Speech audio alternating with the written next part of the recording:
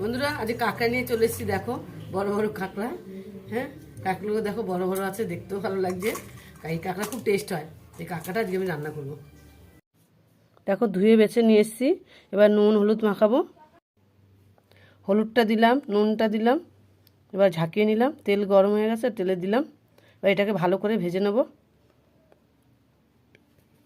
ভালো করে ভেজে নিচ্ছি। দেখো বন্ধুরা লাল লাল করে ভাজা হয়ে গেছে। এবার আমি ঢেলে নিচ্ছি। আবার ওই কড়াতেই তেল দেবো।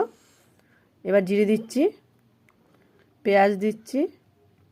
পেঁয়াজটা লাল লাল করে ভেজে নিচ্ছি। এবার এবার আলুগুলো দিয়ে দিচ্ছি। দেখো বন্ধুরা আমার অন্য ভিডিওতে তো আলুগুলো সেদ্ধ করা থাকে একটু হালকা, এটাতে কিন্তু সেদ্ধ করা নেই। এবার আমি মশলাগুলো দিচ্ছি। এর মধ্যে আছে জিরে বাটা, আদা বাটা, পেঁয়াজ বাটা, একটু রসুন বাটা, অল্প করে রসুন, টমেটো তোমরা অল্প করে দেবে বন্ধুরা। এবার গুঁড়ো মশলা দিচ্ছি, হলুদের গুঁড়ো, লঙ্কার গুঁড়ো, লবণ। এবার এটাকে ভালো করে কষাবো। ভালো করে নেড়ে নিচ্ছি।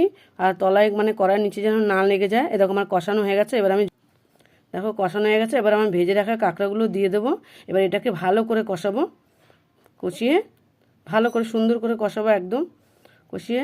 তারপরে এবার জল ঢেলে দেবো। জল ঢালা হয়ে গেছে। দেখো বন্ধুরা আমার কাঁকড়াটা কিন্তু হয়ে গেছে। এবার আমি গরম মশলাটা বেটে নিয়েছিলাম, বেটে রাখা গরম মশলাটা দিয়ে দিলাম।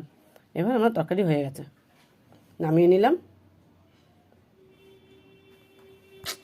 দেখো গামলায় ঢেলে নিয়েছি। এবার তো চলো আমি তোমার দেখাই। দেখো কি সুন্দর হয়েছে রঙটা, আর দেখতেও ভালো লাগছে, খেতেও ভালো লাগবে।